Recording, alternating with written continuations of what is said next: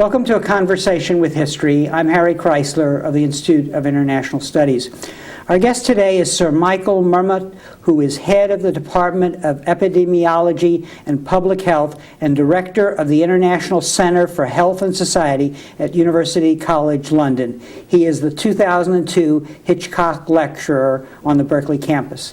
Dr. Marmot, welcome back to Berkeley. Thank you very much. Where were you born and raised? I was born in North London, but at aged 4.5, I went to Sydney, Australia, and so I was raised in Sydney. Do you remember the place that you were born, or just you're too young? I now live about 5 miles from where I was born. Oh, I see. So I have dim memories, which I've charged up again by going back to visit it. Looking back, how do you think your parents shaped your character? Well, my parents, the family image, the family tradition was my parents were poor immigrants into East London, and that they thought that education was vitally important, but they both left school at 14. And so I grew up with the idea that but for the opportunity, my parents would have been educated, and they were giving me this opportunity, and by golly, I better take advantage of it. So that was one thing, the importance of education, and I suppose the importance of opportunity to allow you to receive that education. I think the second thing was that, again, the family image, and I can't give you pounds, shillings and pence or dollars and cents, but the family image was that however much or little my father earned, some part of it was always for charity.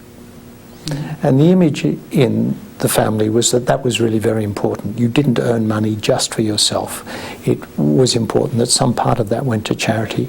And both my parents were very much involved in communal activities. Mm-hmm. So that I grew up with a notion that education was important, that individual earnings should be shared, and that communal activities were vitally important. And what was conversation like at the dinner table? All of the above, or something else? No, I don't think it was very intellectual in a way. So this wasn't spelt out. It was very argumentative. Mm-hmm. Particularly as my two brothers and I got older, and particularly when I went to university, and then of course questioned everything my parents believed in. And so we had really quite vigorous argumentation at the dinner table. Mm-hmm. About everything. And I thought that, it was like the Mark Twain view of your father. That's what I thought about my parents. Do you remember any books that you read as a young person that really made an impression? Well, there were books in our household, but I wouldn't say that I had the image of it being a very intellectual, cultural household, but my parents always had books on the go. There were books in the household. But I couldn't say that my parents gave us this and inculcated a particular way of thinking.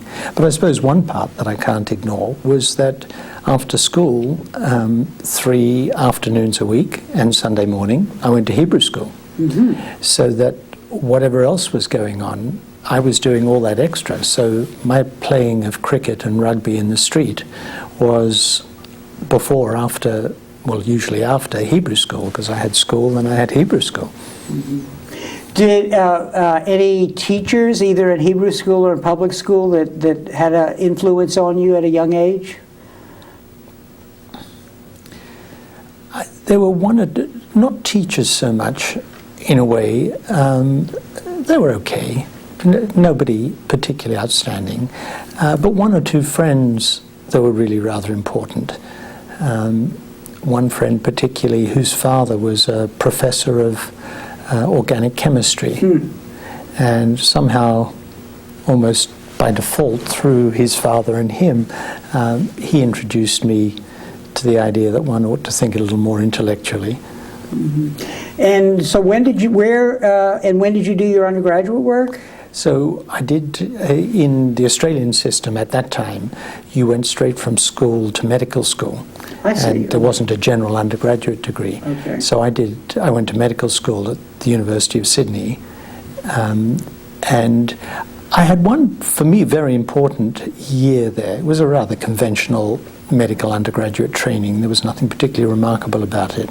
But you had the opportunity to do a so-called intercalated BSc, a Bachelor of Science Medical, which was a year spent in a lab, which was wonderful. It was the most enjoyable part of my university. Firstly, I could do some research. And you could follow your nose a bit. You had a bit of time to read literature, think about things. But secondly, I met people outside medicine. So, for example, during that year, I attended lectures in English literature. And I met friends who were involved in political science and sociology. And so that until that point, I'd been a very conventional medical student. And suddenly my eyes were opened. So I could do research, I could follow my nose, and there was a whole world out there. And so with the medical degree then, did you practice medicine actually, or? Well, I did a couple of years. I did my house jobs. And in fact, during my first house job, I knew I had to get something extra. So despite working 100 hours a week, I went off and finished first year English. So I used to go with my bleeper to English lectures, and while on call waiting to be called. So almost a separate degree in English literature, is that? Well, I just did the first year. Yeah, right, I did 1 year, but it was great fun. It was enormously interesting to do that, to give this extra dimension. And then in my second year, again, I didn't want to do just straight house jobs. And so I did a clinical research year. And that, again, was really rather important.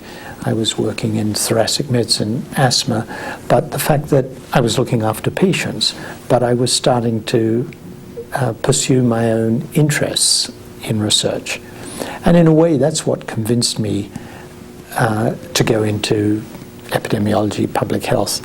I mean, one very important person was a chest physician in Sydney at Royal Prince Alfred Hospital. I guess I really wasn't terribly intellectual in a way. I was not well read. But I used to walk around the hospital wards and I'd say, we saw this chap 3 months ago. He came in acute cardiac failure.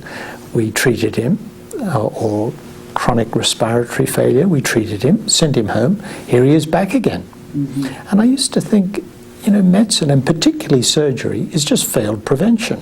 If we could treat these people, quote, properly, and particularly if we could do something about prevention, we could empty the hospital wards. It was probably false, but that's what I used to think. And this chest physician, a man named Peter Harvey, I guess he was interested in the idea that I had some other thoughts to me other than just straight clinical medicine. And he went off, he had a friend named Ian Pryor in New Zealand, and they used to do studies of blood pressure in Polynesian islanders, looking at different prevalence of blood pressure in different Polynesian island groups. And Ian Pryor had a meeting in New Zealand that Peter Harvey went to, and he came back from this meeting. He said, I've got just the thing for you. It's called epidemiology. So what's that? And he said, well, these guys are doctors and anthropologists and statisticians and biologists, and they all work together to try and understand why disease varies in different places. And he said, I met these two terrific people there. One was named Len Syme, who is a professor of epidemiology in Berkeley. The other was named John Castle, who is professor of epidemiology at Chapel Hill, University of North Carolina. And he said, would you like me to write to them? So I said, yeah, please. So he wrote, and they both wrote back and said, we'd like to see a CV and write. And I found not long ago the letters I'd written at the time, and it was slightly embarrassing, really.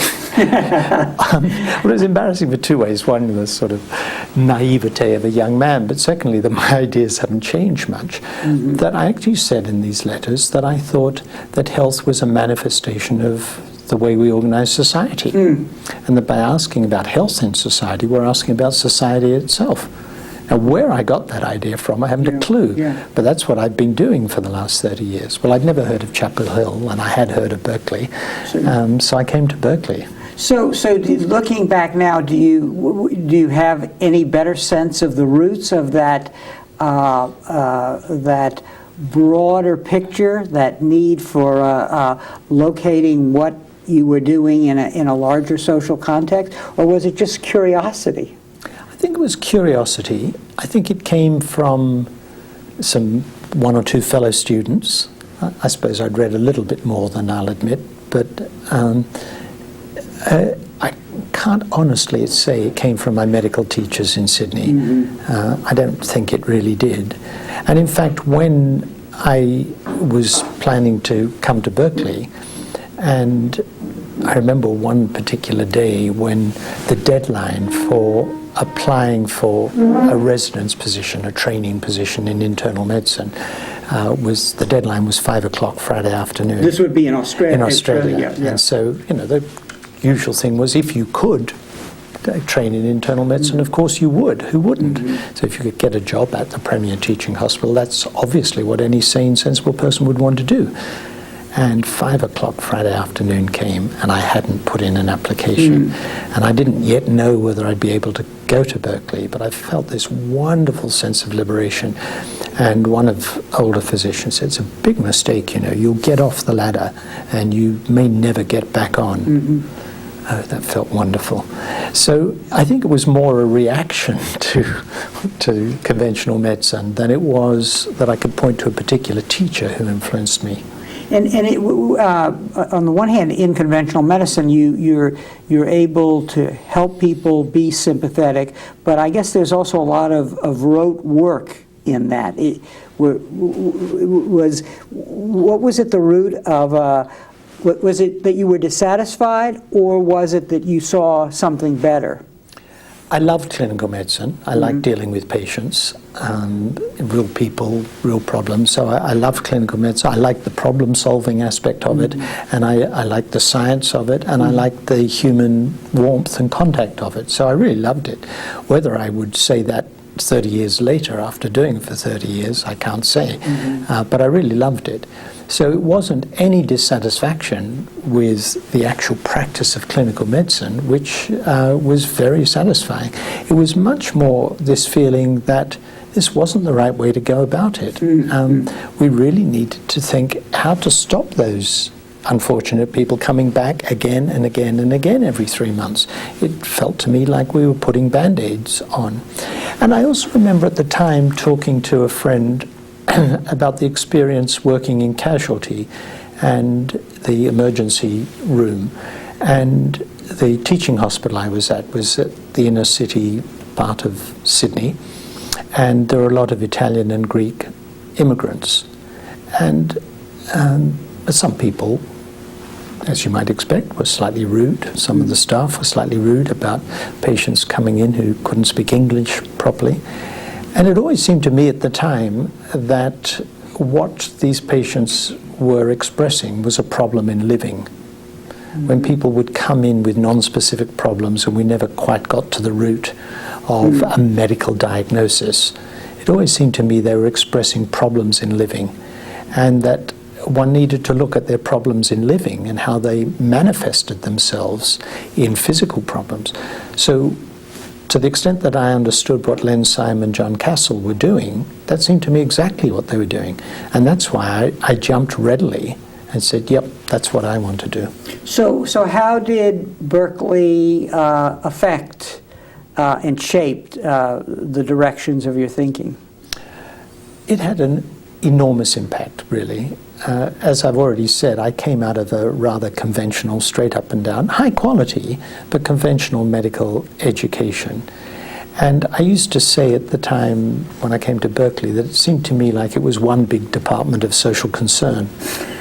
My wife was a graduate student in architecture and city planning, and she was being given the same books to read that I was being given. We were all reading Thomas Kuhn's Structure of Scientific Revolutions, and we were thinking about systems analysis. And so it didn't seem to matter which department you were in, you were reading the same books and thinking the same thoughts. In political science, too. And presumably political science. That was one big department of social concern.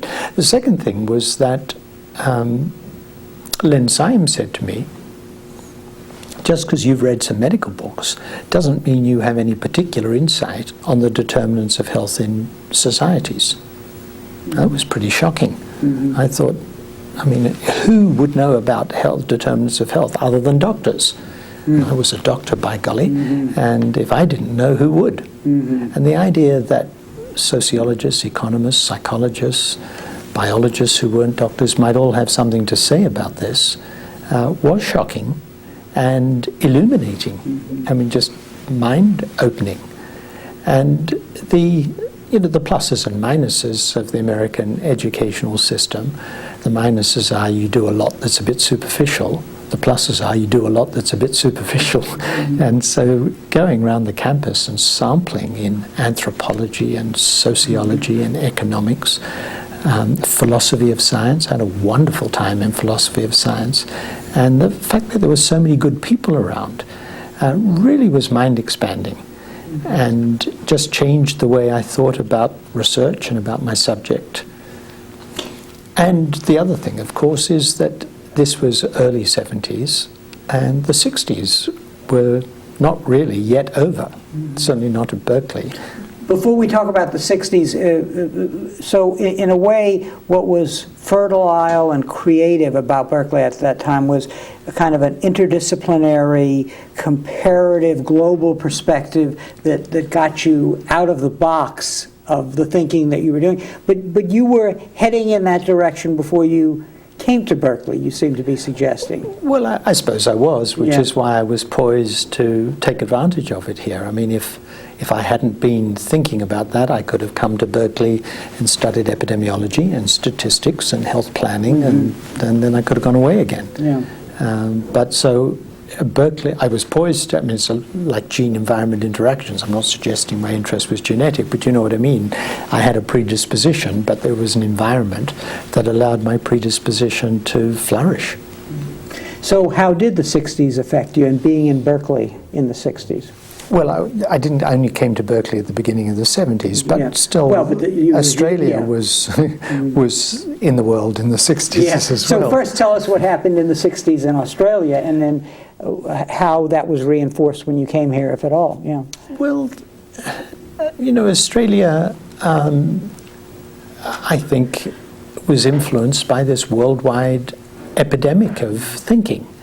And there was a sense that all the old canons were open to question. And one didn't necessarily accept things just because they'd been accepted before. Now, within a medical education, that didn't change anything very much. But within the wider society and on student campus, that was all around. And there was a wonderful sense, not terribly analytic, I have to say, but there was a wonderful sense that anything was possible. There was a sense that a focus on material goods was inappropriate. There was a sense that you didn't have to follow a conventional route, and I suppose in a way my going off to Berkeley and stepping off the conventional ladder was a manifestation of that. Because anything was possible. More money was being put into the universities, things were opening up.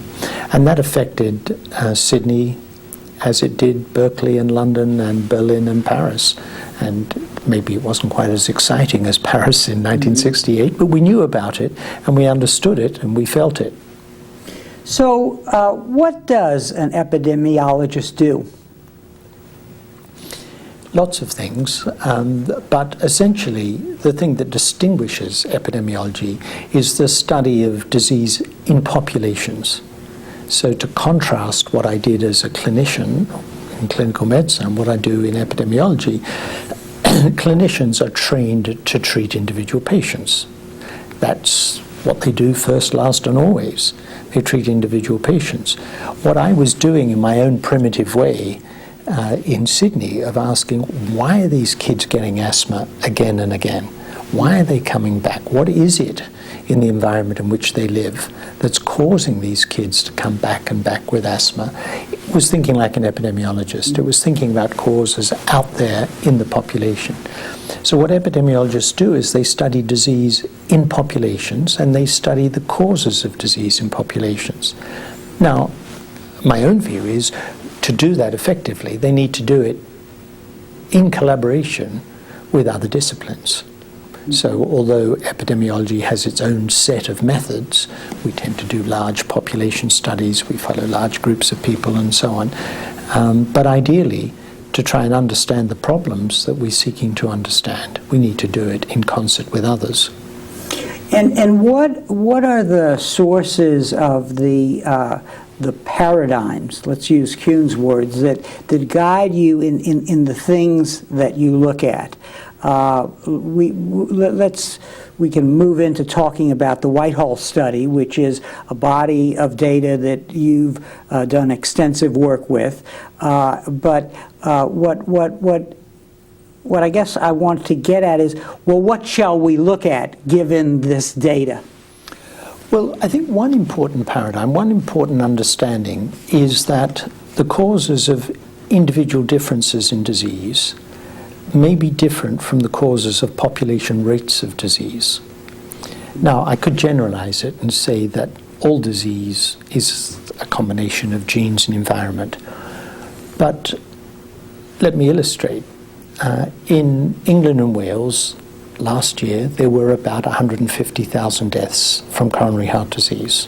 And the year before, there were about 150,000 deaths. And this year, there'll be slightly fewer because the rate's going down. But there won't be 100,000, and there won't be 200,000.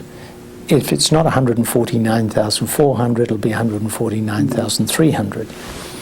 Now, the people who died last year won't die again this year. So we can ask, why did those individuals who died last year die and other individuals not die? That's one sort of question. Or we can ask, why is the rate such as it is? Why do men have a higher rate than women? Why is the rate in Hungary higher than in England? Why is the rate in Scotland higher than in England? And why is the rate in Italy lower than in England? And why do people who migrate from Italy to England get higher rates when they migrate from Italy to England? And we could know that's the case without knowing very much about any individual Englishman or Scotsman or Italian. But we know these general patterns. Now, it's crucial to know something about individual Englishmen, Scotsmen, and Italians or Hungarians to really understand the problem properly. But these determinants of population rates of disease are different potentially from the determinants of individual difference, or they may be different. One should not assume that they're the same. And that's really difficult for somebody who's trained in looking at the individual patient to come to grips with initially. I say, but if you tell me that somebody who migrates from Italy to England is subject to a higher risk of disease when he gets to England, but doesn't it depend on which individual he is? And the answer is, of course it does. But standing back, and you see this general pattern relating the characteristics of societies to those characteristic societal rates of disease, that's terribly important. And so then when we come to look at inequalities in health, differences between different social groups, we don't necessarily understand why differences between different social groups comes about only by studying individuals. Now, in a way, one could say that this is a radical perspective, is it not? Because when you think about an individual patient, then there is a whole panoply of organization that will provide you with drugs to treat this individual and not go back to the question, well, how did this group of individuals come to me? Yeah. Oh, it's quite different. I mean, it's I had two very important teachers when you were asking about early influences, and I was drawing a blank. But I had two very important teachers, Geoffrey Rose in London, and before him Len Syme at Berkeley, and they both had a big influence. And in a funny way, coming from very different backgrounds and very different perspectives and really very different approaches to the world, in a funny way they had a rather consistent message.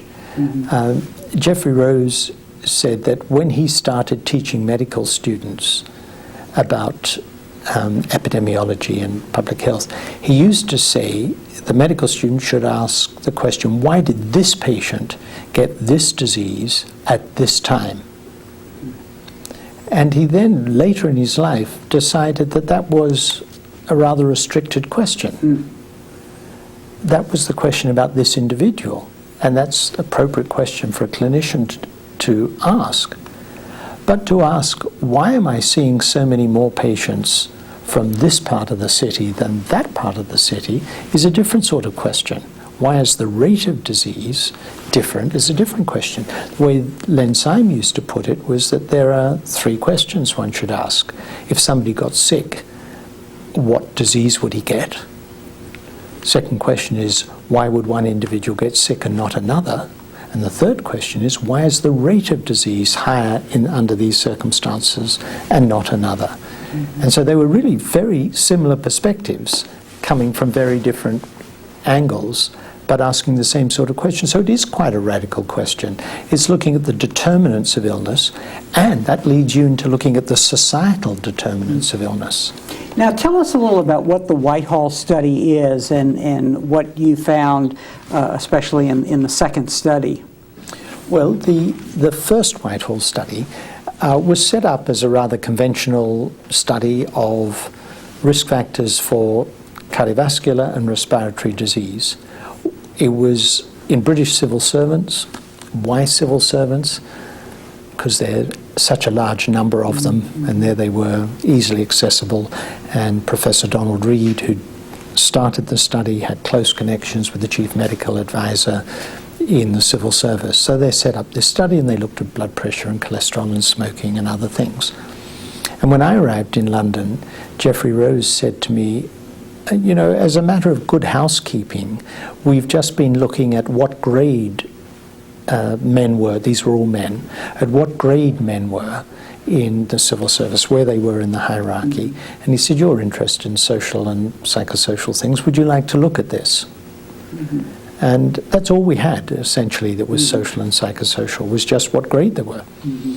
And so I spent quite a lot of time looking at it in the first Whitehall Study, and the remarkable finding, which ran counter both to my expectations at the time, and I think most other people's, was firstly just looking at heart disease. It was not the case that people in high-stress jobs had higher risk of heart attack.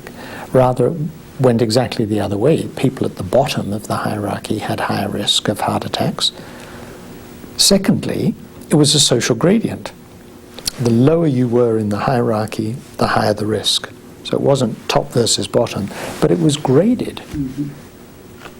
And thirdly, that social gradient applied to all the major causes of death.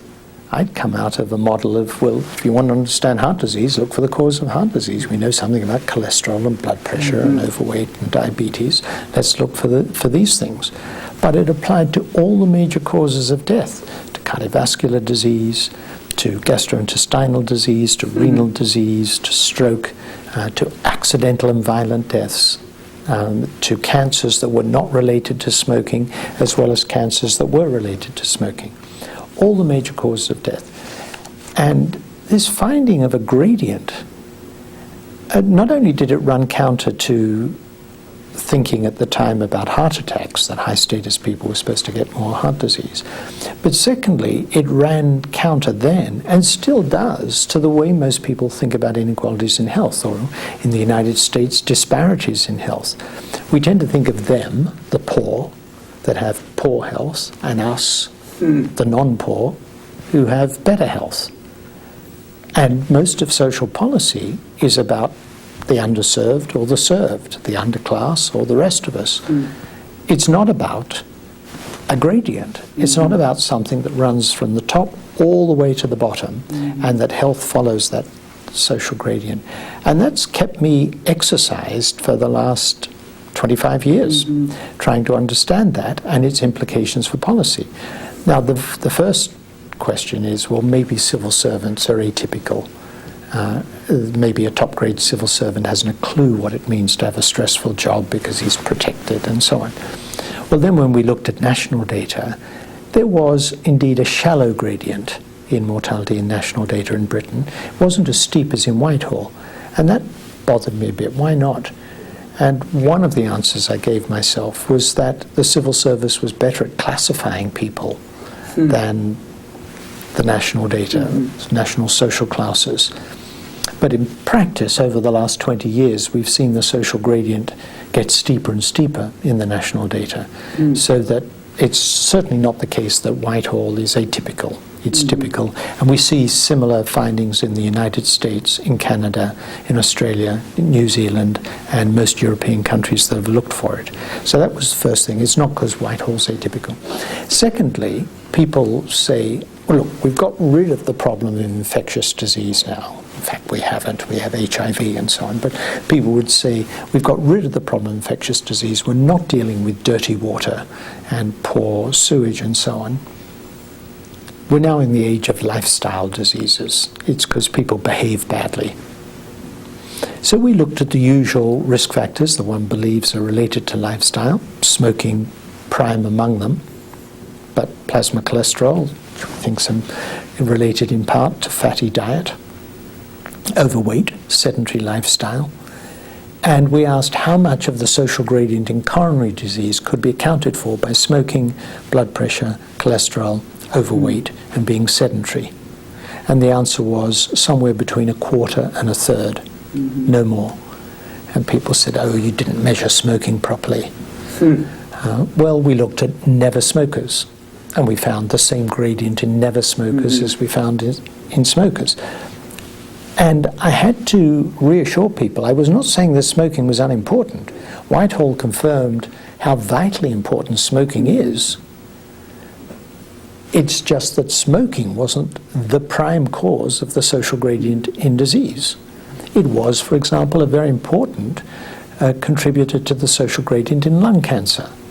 And in fact, asking, is there a social gradient in lung cancer in non-smokers is a non-question, because almost all the lung cancers occur in smokers. So that I was by no means saying smoking was unimportant, but I was saying when we look at coronary disease and accidental and violent deaths and gastrointestinal and renal deaths and so on, that smoking was only some part of the story, but there was a lot else. And similarly with cholesterol, in fact, there was no difference in cholesterol levels by grade of employment. So we published data from the first Whitehall study and said 2/3 at least of this gradient is unexplained. And we said at the time that there were two candidates for the explanation, psychosocial factors and other aspects of nutrition apart from dietary fat related to cholesterol. And we set up the Whitehall 2 study to test those hypotheses. This was a new cohort. We included women as well as men. Whitehall 1 was only men. And so they were not the same people in the first study. We set this up in the mid-1980s, 20 years after the original Whitehall study. And the first finding was that the social gradient in health was as steep as it had been 20 years previously, hadn't got any less. And that fitted with national data. And then what we saw was that there were clear social gradients in smoking and lack of physical activity and so on, as we'd found in Whitehall 1. But in addition now, we showed very clear social differences in people's experience of the workplace, how much control they had at work, how fairly they were treated at work, how interesting the work was. We found clear social gradients in people's participation in social networks. We found social gradients in psychological attributes like hostility. So in the end, what you're saying is you don't, and I'm coming at this as a layman now, that you don't, it's not about eliminating hierarchy so much as finding the factors that can be changed even if the hierarchy might remain the same. So what you're finding is a gold mine of information about possible changes that really nobody had been looking at and that were very important in the different rates of death. That's right, because as I've been thinking about it over the years, and more recently particularly thinking about the Hitchcock lectures at Berkeley, and struck by the fact that when you look at non-human primates, you of course find hierarchies, but hierarchies in disease. The subordinate monkeys in captivity or baboons in the wild appear to get more disease than the dominant ones. And so that gives me pause. If you think about this social hierarchy and its relation to disease, there are at least two possible ways of thinking about it. The first is we could abolish hierarchies. Well, that doesn't sound very promising. I mean, if the baboons have hierarchies, and the cynomolgus macaque monkeys have hierarchies, and the civil servants have hierarchies, and everywhere we look there are hierarchies, that doesn't sound very promising. The idea of some egalitarian society where everybody's exactly the same doesn't seem to be the way to go. So then the question is, what is it about position in the hierarchy that determines different rates of disease? And given that the hierarchy in disease does change, all societies may have hierarchies, but we know that the social gradient in disease is not fixed. It's bigger in some places than others, and it can change over time. And that could be because the magnitude of the hierarchies change, but there's always hierarchies. But more importantly, it suggests what is it about where you are in the hierarchy that's related to disease, and can we do something about that? And so you ask, is it money? Is it prestige, self-esteem? And in fact, what I think it is much more to do with how much control you have over life circumstances and the degree to which you're able to participate fully in society, what Amartya Sen calls capabilities. So it really leads you back to overall human values about how we organize the way we work? Well, human values, but in the end, I'm a British empiricist. So human values, I think, are absolutely crucial here. But I'm also interested in empirical demonstration of how they translate into pathology. Because in the end, people are going to get sick. And a value sounds like something rather abstract that's in the mind, where in fact, what happens in the mind has a crucial impact on what happens in the rest of the body. The mind is part of our biological makeup as well. And so the empirical study is how do sets of values translate into people's perception of reality, and that in turn changes physiology and leads to risk of disease. So we're trying to deal in a crude way with the mind-body question of how the one translates into the other.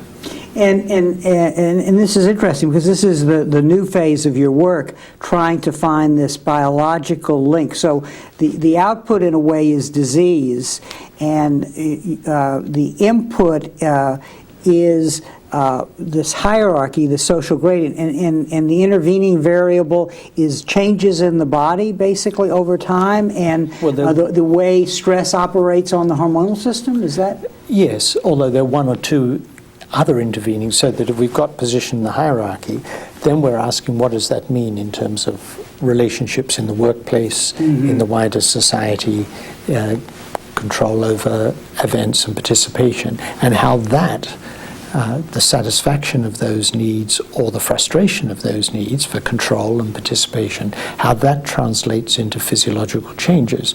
And you used the word stress. I didn't, although I think it is a useful word.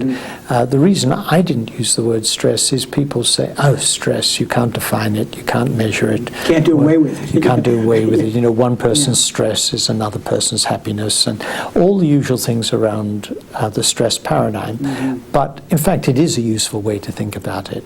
And the way we've approached the measurement issue is not to say, is he or she under stress, but to ask, let's try and characterize, can we characterize their work circumstances? Can we characterize their social life in measurable ways? And then ask, is that related to physiological changes, to endocrine changes, and in turn to other bodily changes that we can see that we think are linked to risk of disease? And this is why, actually, as I listen to you, why your base in empirical data becomes very important, because it avoids entering into a realm of sort of general discussion about these issues without making it very concrete. How does the comparative perspective enter this? I know that you're involved in studies in Europe. You've looked at populations from the former Soviet Union and Eastern Europe. What does that bring to the table in furthering the insights that you're already making? Well, it brings at least two rather important things. The first is just a methodological point, but a crucial one.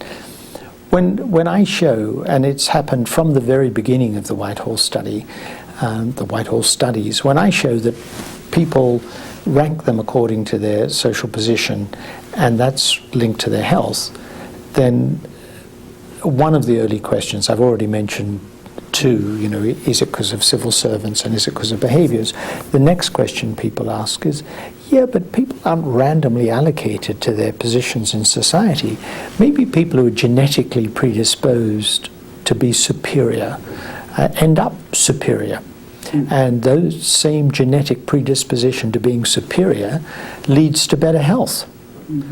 Or alternatively, a variant on that is that people's health status determines where they end up socially.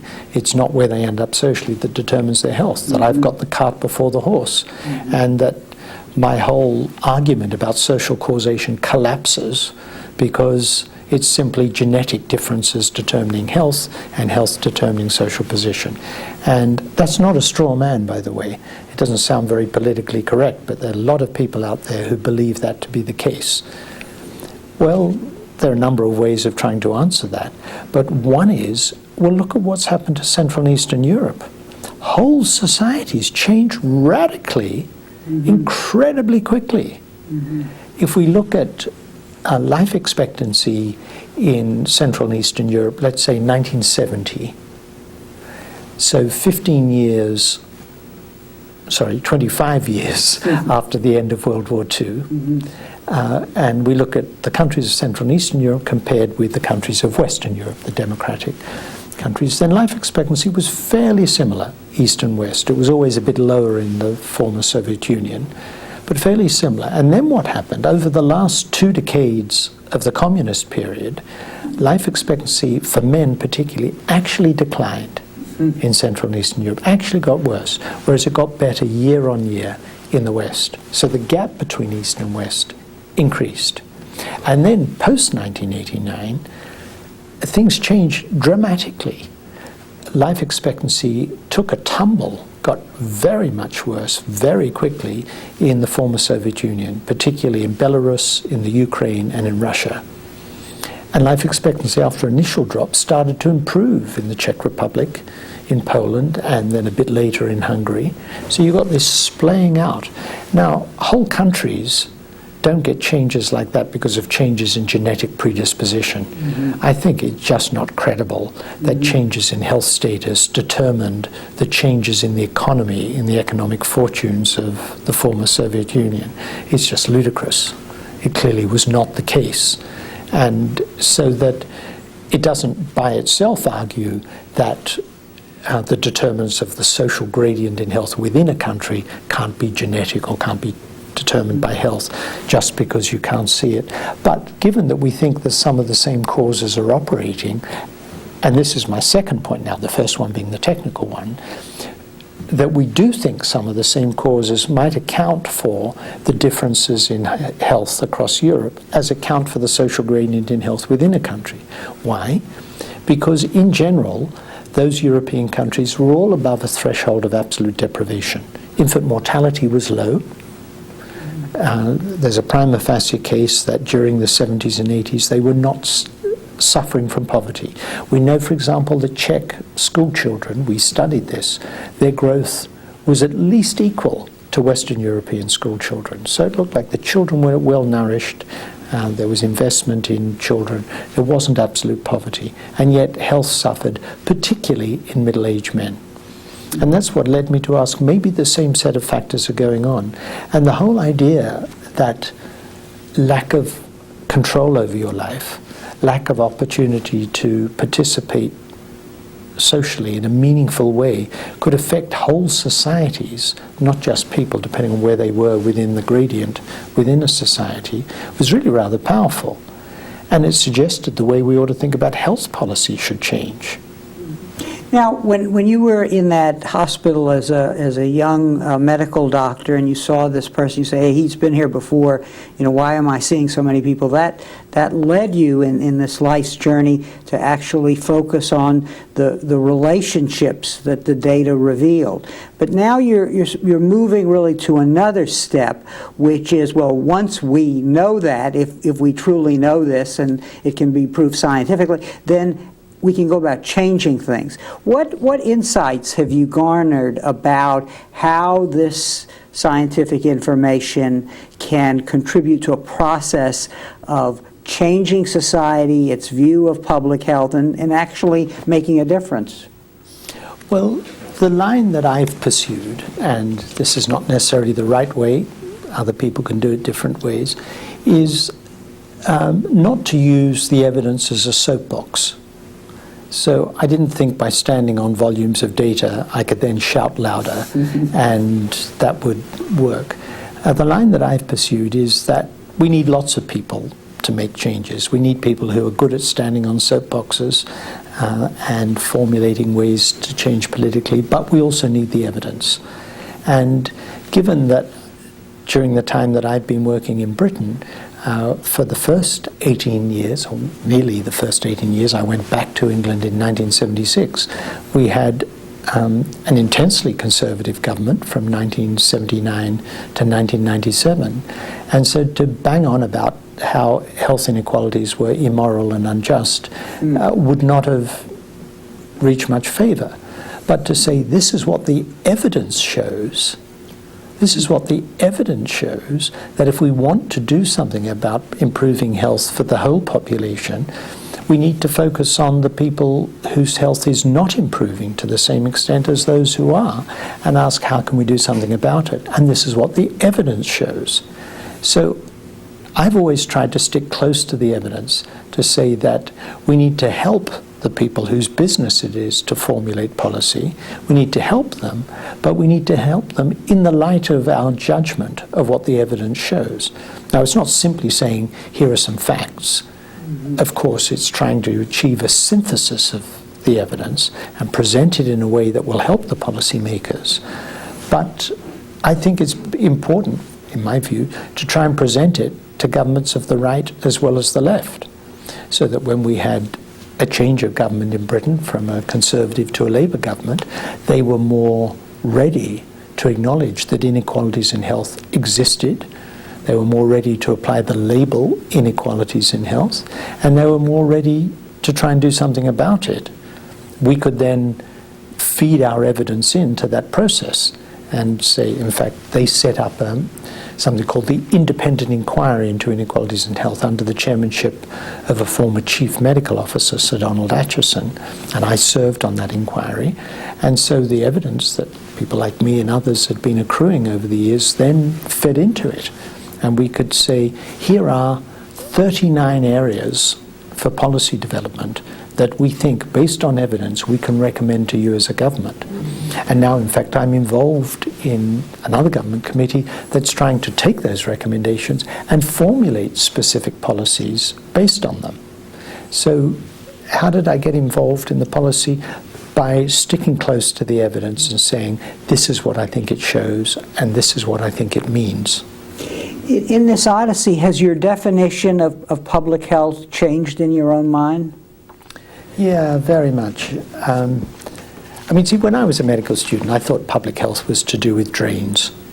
And I'm sorry? Drains. I see. And we had lectures from somebody who'd been very important in public health in New Guinea, and he drew diagrams of how you dig a deep pit latrine. Okay, and I'm sure it's very important to know how to dig a deep pit latrine in New Guinea, but that's how public health was taught to us.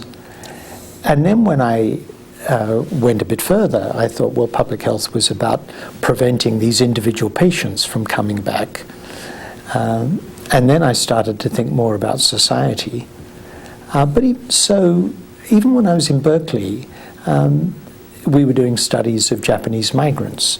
The fact that when Japanese change from one environment to another, their health rates changed. But I still quite think about societal organization I thought this was to do with their culture and their behavior. It was only when I looked at this gradient by grade of employment as a fairly ignorant person, I thought, what on earth does this mean? And it was this simple finding of the gradient that got me to thinking about what does it mean, and set me off on this odyssey about the social determinants of health. And that, of course, you have your own form of a midlife crisis of saying, well, maybe the purpose of doing this research is not to publish one more paper, important as that is. Maybe the purpose of the research is to try and change things and see it implemented.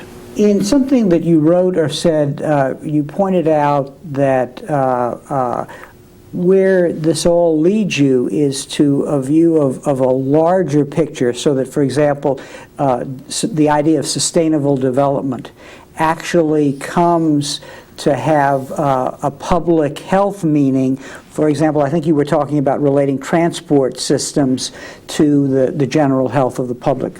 Help us understand that. Well, this was partly an attempt by me to bring different bits of my life together. I spent 6 years on Her Majesty's Royal Commission on Environmental Pollution, and I didn't know anything about environmental pollution. And you know, I guess that's the nature of Royal Commissions, that you get people who know about something and then you ask them to deliberate on something else. And everybody around the table was expert in something, but not necessarily what we were deliberating on. But spending 6 years on this, I tried to think, what did it have to do with the things that I was interested in? And if you think that sustainable development, people criticize it in a bit the way they criticize stress. You know, what is it? You can't define it, you can't measure it, and so on. The original Brundtland definition was that the needs of the next generation shouldn't be compromised by what the present generation should do. But if you think that sustainable development implies 3 legs of a 3-legged stool, economic, social, and environment, physical, biological environment, then suddenly that spoke to me. I thought, aha, that's the link between what I do in my day job, think about inequalities in health, and what I do on this very time-consuming Royal Commission. Sustainable development is a way of thinking about it, the economic, the social, and the environmental. Now, I'd like to include, although the sustainable development folks tend to think of environment as physical and biological environment, I'd like to muddy the waters and say, well, social and economic, well, the environment's also social and economic. It's not just physical, but still. So, if you look both at the problems, environmental problems, and the solutions, they clearly have a social economic dimension. Take the example, should we tax fuel? Should we tax fuel? In the United States, you don't quite understand what taxing fuel means. You should come to Britain and see what taxing fuel means, how much we pay for a litre of gasoline. Should we tax fuel? Well, there's a case to be made, and I think the evidence would probably support it, that if you really taxed fuel, you'd have to have a swinging tax really to change consumption, because the elasticity of demand related to the price of fuel is rather shallow. It's not very elastic, because in the end, if people need to use their cars, they need to use their cars. But if you really taxed it to the extent that you change behavior, it's highly likely that richer people would change their behavior less than poorer people. So there would be a real equity dimension to this. By taxing fuel to a really high extent such that it changed behavior, you might actually make it much harder for poorer people to get about. So if you said that moving about is a right in our society, that would be a right that would be unequally distributed, because richer people would be able to drive their big cars and they'd get the riffraff off the road so that they wouldn't have the roads clogged up with all these old bangers. And the poor people, unless you had good public transport, would have their mobility restricted. So doing something for good environmental reasons has a clear equity dimension to it, a clear fairness dimension to it. And I don't think we should think about the one without the other. Take the issue of fuel poverty. We know in Britain that if you define fuel poverty as spending something like 10% of your income on home heating, then the estimates vary, but it may be several 100,000, if not more, households are suffering from fuel poverty. Well, as a Royal Commission, we've been recommending a carbon tax. What would be the impact of a carbon tax?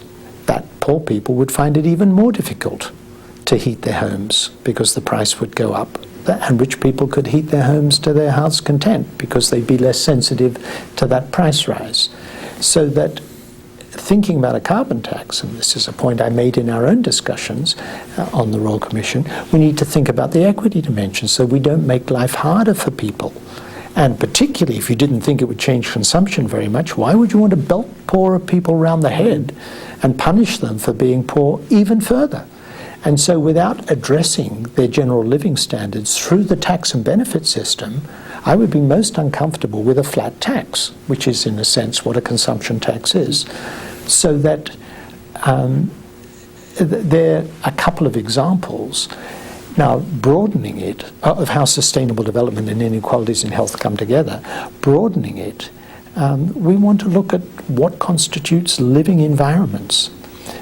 We were asked by the World Health Organization a few years ago to try and summarize our work on the social determinants of health in a way that might be amenable to policymakers. And as I look at what we came up with, we called it the solid facts, what we came up with and what people who are talking about sustainable development come up with, thinking about sustainable communities in which people live and work, there's a high degree of overlap. That people need to be able to get about, they need to have air that they can breathe, water that's free of chemical pollution, and so on, as well as a habitable social environment. So I think these two agendas come together, whatever rude words people say about the imprecision of the sustainable development concept. Dr. Marmot, on that note, our time has run out. Thank you very much for sharing with us this journey, both of your thinking and of your life's work. It's been quite fascinating. Thank you. And thank you very much for joining us for this conversation with history.